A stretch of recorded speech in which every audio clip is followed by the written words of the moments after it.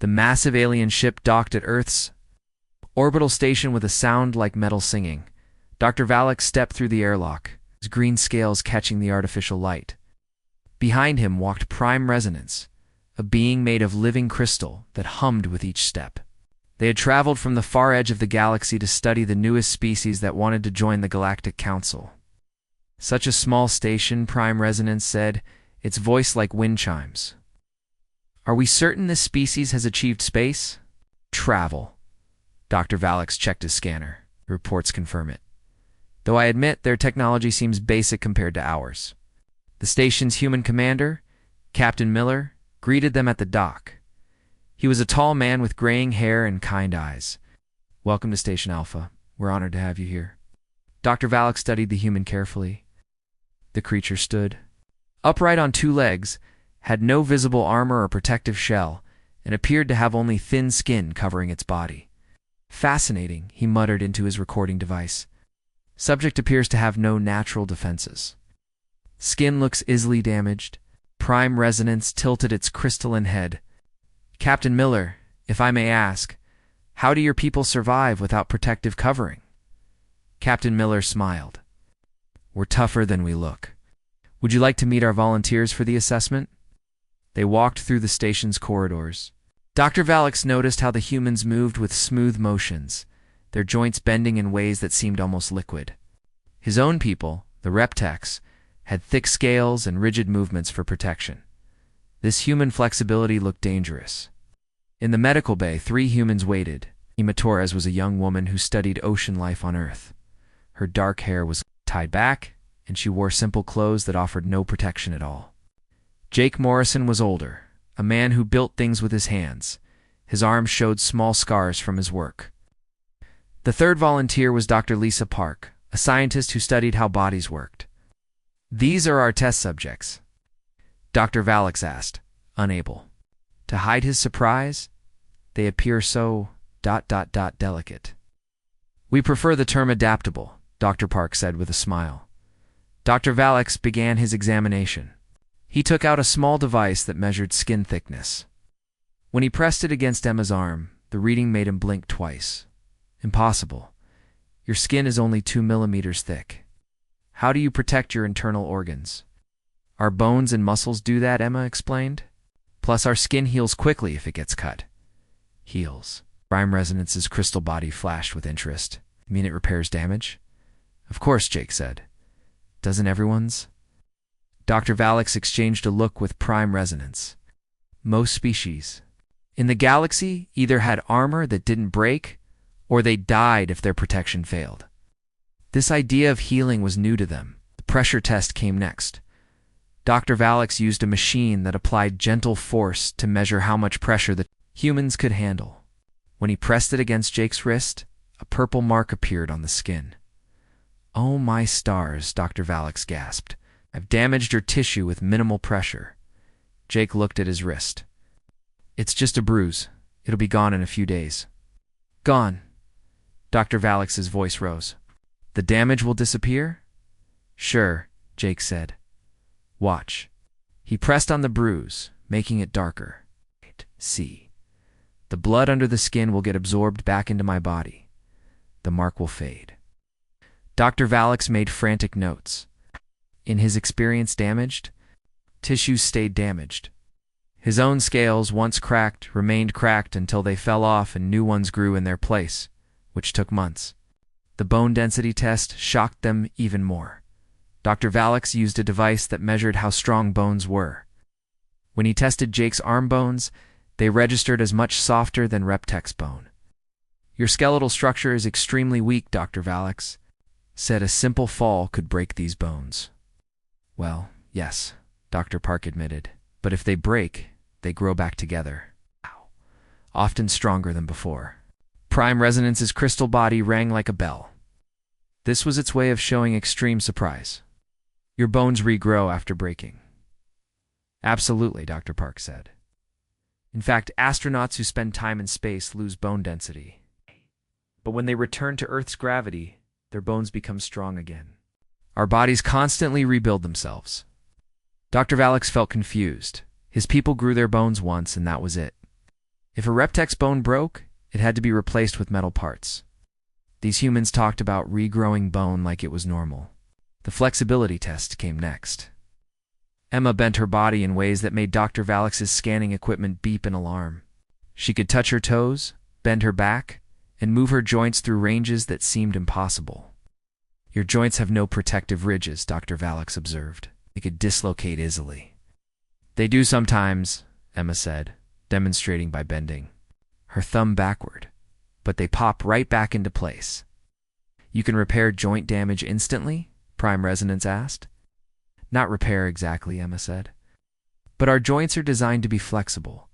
We can put them back where they belong. Dr. Valix looked at his notes. Everything about humans seemed wrong for survival. They bruised with light pressure.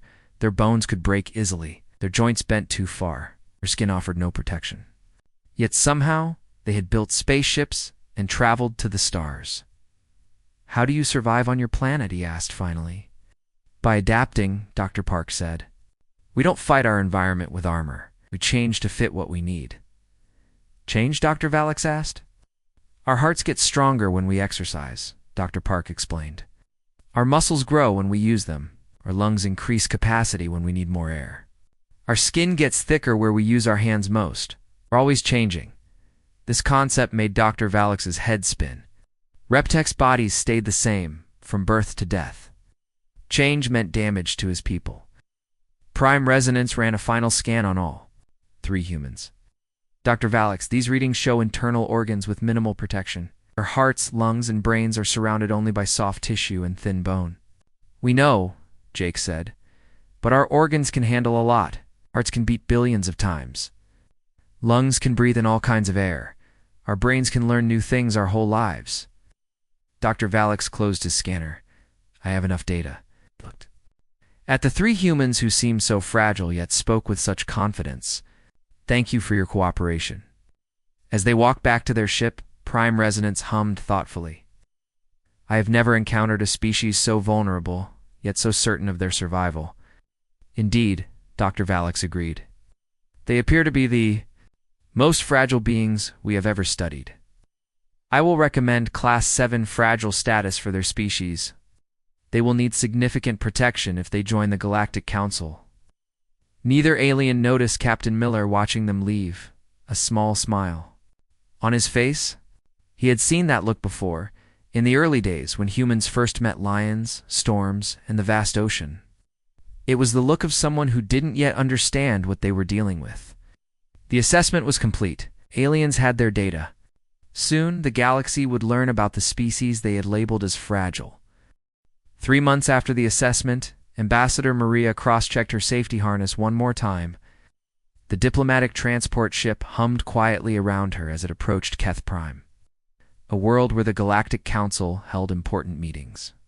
This was humanity's first major diplomatic mission since being classified as Class 7 fragile. Landing in 20 minutes, announced the pilot, a 4-armed being called Nexus who belonged to the Kellyan species. His thick, armored skin gleamed. Under the ship's lights, the atmosphere processors are ready. Your fragile biology will be protected. Maria smiled at the word fragile. The whole galaxy seemed obsessed with human weakness. Sitting across from her, Engineer Tom Bradley adjusted his breathing mask. Next to him, Diplomat Lisa Park reviewed her notes for the upcoming trade negotiations. Remember, Maria said to her team, we're here to prove humans can handle galactic diplomacy. Let's show them we're more capable than their reports suggest. The ship shuddered slightly as it entered Keth Prime's atmosphere. Through the viewport, Maria could see the planet's harsh surface. Crystalline formations jutted up like giant knives from the ground. The atmosphere glowed with an orange tint that meant high acid content. No wonder the aliens thought humans were too fragile for this world. Suddenly, alarms screamed through the ship. The lights flickered, and the artificial gravity hiccuped. Maria felt her stomach drop as the ship lurched to one side. Engine failure, Nexus shouted over the noise. Acid storm hit our exhaust ports. Systems are shutting down. The ship spun wildly. Maria watched through the viewport as the crystal formations grew larger and closer. Her training kicked in, and she braced for impact while checking on her team. Tom, Lisa, prepare for crash landing. Tom was already moving, securing loose equipment. Lisa had strapped herself into the emergency position. Both humans moved with practiced efficiency despite the ship spinning out of control. Impossible to control, Nexus called out. Crash in 30 seconds. The ship hit the first crystal formation with a sound like breaking metal. Maria felt her harness dig into her chest as they bounced off and spun toward the ground. The second impact tore a hole in the ship's side. Acid-tinged air rushed in, burning her nose and throat. The third impact was the worst. Maria heard Tom scream as something heavy crashed into his chest. She saw Lisa thrown against the wall when her harness snapped. Then everything went dark as the ship finally came to rest among the razor-sharp crystals of Keth Prime. Maria woke up to the smell of burning metal and acid. Her left arm felt wrong, completely wrong. When she looked down, she saw why.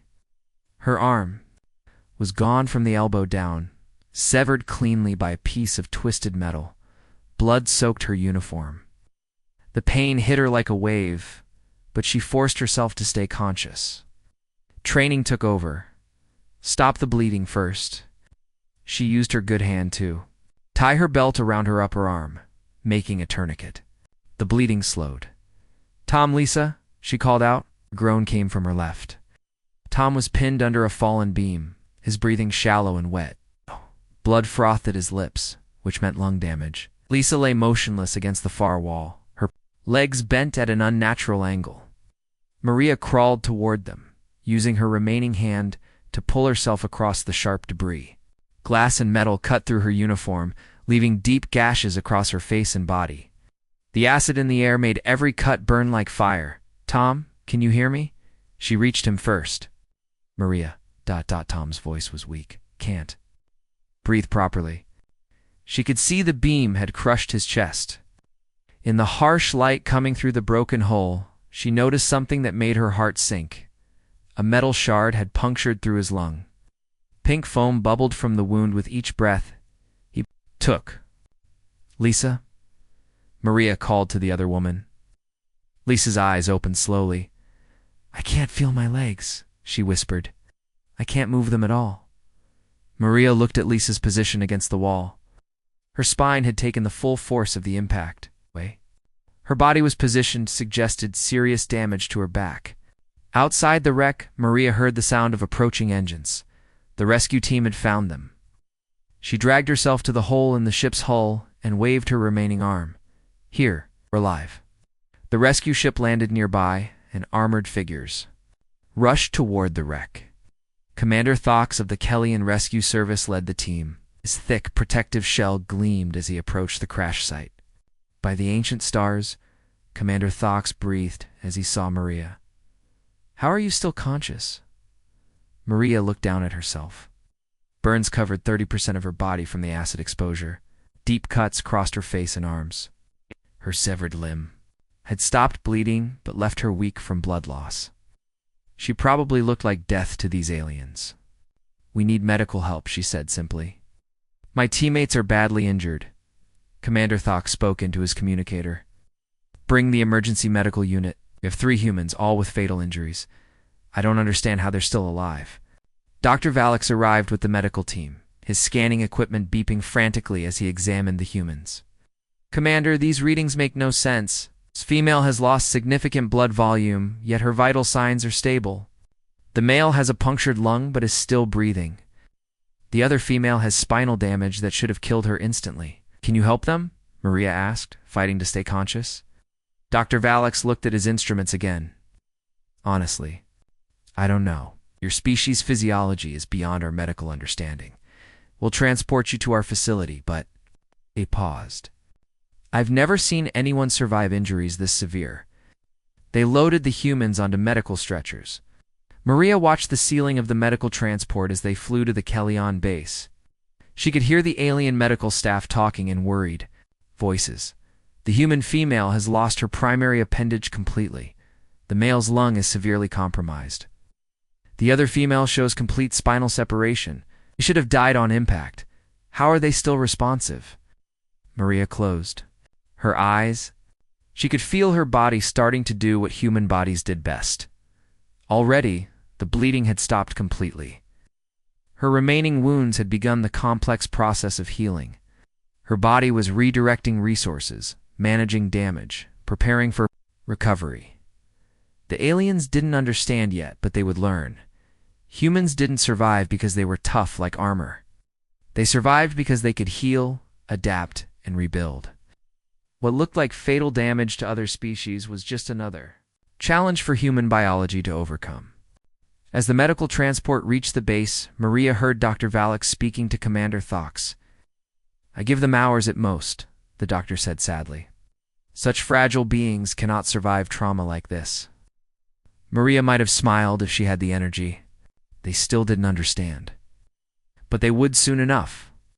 Dr. Valek stared at his medical scanner for the 10th time that morning. The numbers had to be wrong.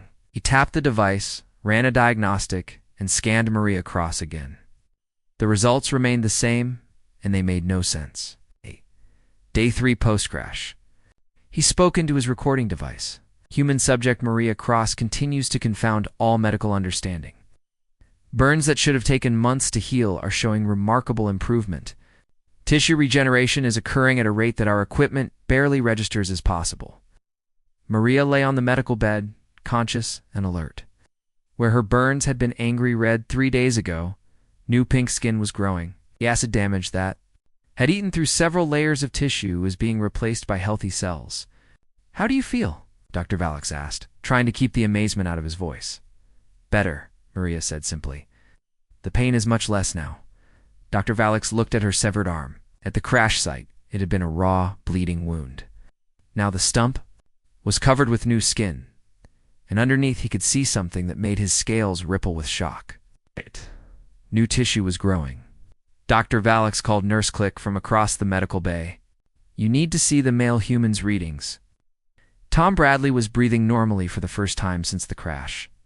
The punctured lung that should have killed him was healing itself. Dr. Valek ran his scanner across Tom's chest and nearly dropped. "The device. Impossible," he whispered. "The lung tissue has regenerated. The puncture wound has sealed completely." Tom sat up carefully. "I feel much better. The breathing is normal now." "But you had a hole in your lung," Dr. Valek said. "A metal fragment pierced completely through the organ." "Yeah, it hurt pretty bad," Tom admitted, "but lungs heal. I had a collapsed lung once when I was younger. It got better." Dr. Valek made frantic notes. In his medical training, lung damage was permanent. His people couldn't regrow damaged organs.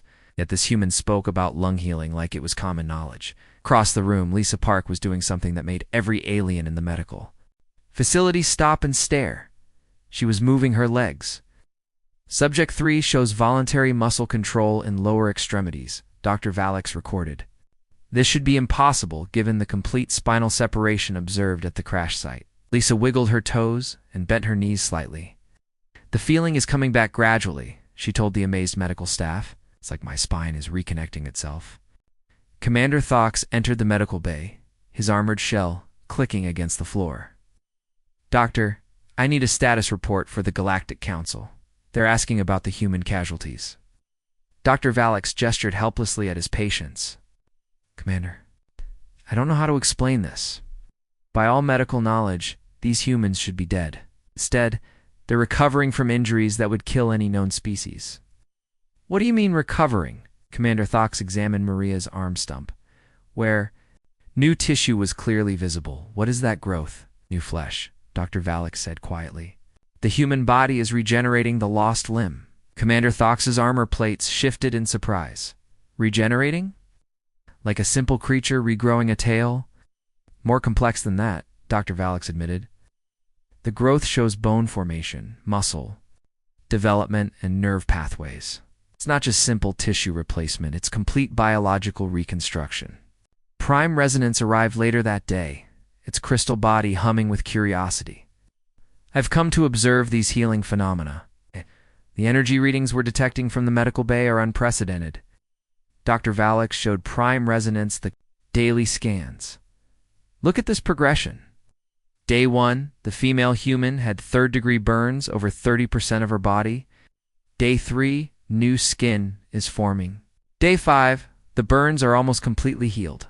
The energy requirements for such healing should be enormous, prime resonance calculated. Yet they consume the same amount of food as healthy humans. That's another mystery, Dr. Valek said. Their bodies seem to generate the energy for healing from within. They're not eating more, but somehow they have enough energy to rebuild damaged tissue. Tom was now walking around the medical bay, his breathing completely normal. Dr. Valek scanned his chest again and found perfect lung function. The organ shows no signs of ever being damaged, he noted. It's as if the injury never happened. That's because human bodies are good at fixing themselves, Tom explained. We've been doing it our whole lives. When I was a kid, I broke my arm falling from a tree. It healed stronger than before. Your bones grow stronger after breaking? Prime Resonance asked. Sure, Tom said. The body rebuilds the break with extra calcium. The bone becomes thicker at that spot. Dr. Valek felt his understanding of biology crumbling. Your species improves through injury. In a way, Lisa said, now able to sit up on her own. Muscles get stronger when you stress them. Bones get denser when they heal. Skin gets thicker where it's used most. Our bodies adapt to damage. The alien medical staff gathered around to observe Lisa's spine. The scans showed nerve connections reforming, damaged tissue being replaced, and normal function returning to areas that had been completely severed. How is this possible? Dr. Valek asked. I don't know the science, Lisa admitted, but I know it works. My grandmother had a stroke that paralyzed half her body. She relearned how to walk and talk. Her brain made new connections around the damaged areas. Dr. Valek recorded everything obsessively. Each day brought new impossibilities. Maria's arm continued growing, now showing the beginning of finger formation. Tom's lung capacity had actually increased beyond normal levels. Lisa was taking short walks around the medical bay. Day 7, Dr. Valek spoke into his recorder. Human subjects continue to demonstrate regenerative capabilities that exceed all known biological parameters. The female's limb regeneration shows complex tissue differentiation. The male's lung has not only healed but shows improved function. The female with spinal damage now has nearly complete mobility. Commander Thox reviewed the medical reports with growing amazement. Doctor, the Galactic Council will never believe. This? A species that repairs itself through injury? The evidence is undeniable, Dr. Valek said. These humans possess biological capabilities that we've never encountered. Their apparent fragility masks a regenerative system more advanced than our best medical technology. Prime Resonance ran continuous energy scans on the healing humans. The cellular activity is remarkable. Each cell seems programmed for repair and replacement. They're not just healing, they're improving. By the end of the week, Maria was flexing her new fingers. They were pale and small, but they moved with perfect coordination. Tom was doing exercises that pushed his lung capacity beyond what it had been before the accident. Lisa was dancing, her spine showing no signs of the devastating damage it had suffered. The alien medical staff watched in silent wonder as the three humans prepared to leave the medical facility. What they had witnessed challenged everything they knew about biology, medicine, and the nature of life itself. Dr. Valek made his final recording. Conclusion: human beings possess regenerative capabilities that far exceed initial assessments. Their classification as Class 7 fragile may require revision. The urgent message reached Earth 3 days after the medical reports went out. The Galactic Council's best scientists were demanding answers about human healing abilities. Dr. Helena North, Earth's leading expert on human biology, packed her research equipment and prepared for the fastest journey to Keth Prime that human technology could provide. She arrived at the alien medical facility to find chaos. Scientists from 12 different species had gathered, all trying to understand what they had witnessed. Dr. Valek met her at the landing platform, his green scales darker than usual with stress. Dr. North, thank you for coming so quickly. He said, we need explanations. What we've observed contradicts everything we know about biology. I've read your reports, Dr. North replied, adjusting her equipment case. Impressive healing, but not unusual for humans. You just haven't seen our biology in action before. Dr. Valix led her through corridors filled with alien scientists, all chattering excitedly in various languages. Not unusual? Dr. North, they regrew lost tissue? I healed damage that should have been permanent? How is that not unusual? In the main conference room, dozens of alien researchers had gathered around holographic displays showing the humans' recovery. Prime Resonance stood at the center, its crystal body flashing with different colors as it processed data. Prime Resonance chimed, "We have calculated the energy requirements for the healing we observed. By our mathematics, it should be impossible." Dr. North smiled and activated her portable projector. Images of human cells appeared in the air above the table. Your mathematics are probably correct for your species, but human biology works differently than anything you've studied. She pointed to the cellular images. These are human stem cells. They're blank cells that can become any type of tissue our body needs. When we're injured, these cells rush to the damaged site and transform into whatever is needed. A six-legged scientist called Dr. Chidex raised a claw. Our species has similar repair cells, but they're limited. They can only fix small damage. Human stem cells are different, Dr. North explained. They can rebuild entire organs if necessary. Ow! Bone marrow constantly produces new blood cells. Our liver can regrow from just 25% of its original size. Our skin replaces itself completely every few weeks. The room fell silent. Dr. Valix checked his translator to make sure he understood correctly. You're saying all humans can regrow organs? To varying degrees. Yes, Dr. North said. Children are especially good at it. Human child can regrow a fingertip completely, including the bone and nail. Adults lose some of this ability, but we still heal much better than most species. She changed the display to show human blood vessels. Our circulatory system is also designed for rapid repair. When blood vessels are damaged, new ones grow around the injury. We call this collateral circulation. The heart can develop new pathways. When old ones are blocked, Commander Thox studied the images. This explains how the male human survived the lung injury. His body created new blood vessels to bypass the damage. Exactly, Dr. North said. Plus, lung tissue can regenerate. We have alveoli, tiny air sacs, that can regrow when damaged. Tom's body simply replaced the destroyed tissue with new, healthy cells. Dr. Valix was taking frantic notes. What about the spinal injury? Nerve damage is considered permanent in all known species. Dr. North smiled. That's where human brains become important. Our nervous system is incredibly plastic.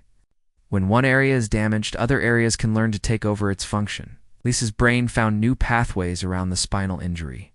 She showed them brain scans of stroke patients.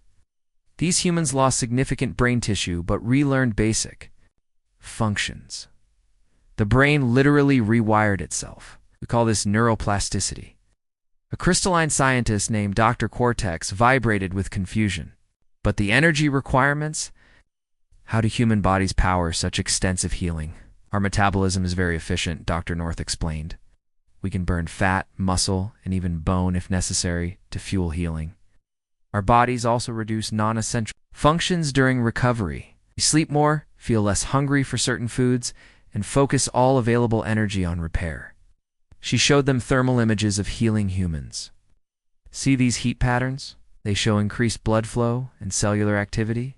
At injury sites, the body redirects resources automatically. Prime Resonance's crystal body dimmed thoughtfully. Your species evolved this capability naturally. Absolutely, Dr. North said. Humans evolved on a dangerous planet. We face predators, accidents, diseases, and environmental hazards constantly. Those who could heal quickly survived to pass on their genes. Over millions of years, we became incredibly good at recovery. Dr. Valix looked up from his notes. You mentioned children heal better than adults. Does healing ability decrease with age? Some aspects do, Dr. North admitted. But humans continue healing throughout their lives. I've seen 90-year-old. Humans recover from injuries that would kill younger members of other species. Our bones actually get stronger each time they heal. She displayed X-rays of healed human bones. See these white areas? That's where breaks were repaired. The body adds extra calcium and creates a structure stronger than the original bone. Dr. Chidex clicked his claws nervously. So, injury makes humans stronger? In many ways, yes, Doctor. North said, "We call it stress adaptation. Muscles grow when stressed by exercise. Bones strengthen when subjected to impact. Even our immune systems get stronger after fighting diseases." Commander Thok studied the data. This explains why the humans seemed so confident despite their injuries. They knew their bodies would heal.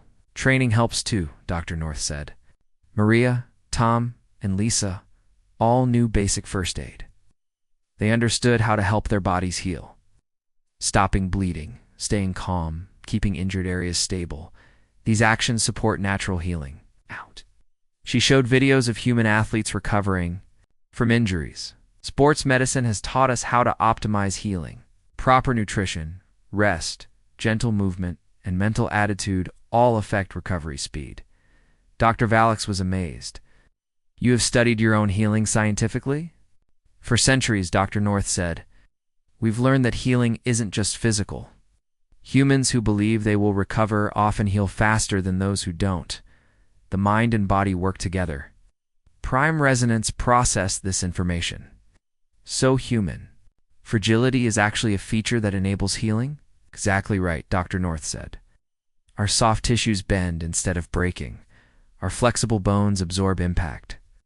Our sensitive skin warns us of danger quickly. What looks like weakness is actually a sophisticated survival system." She concluded with images of human evolution. "We didn't evolve armor like the Kellians or rigid structures like the Reptex.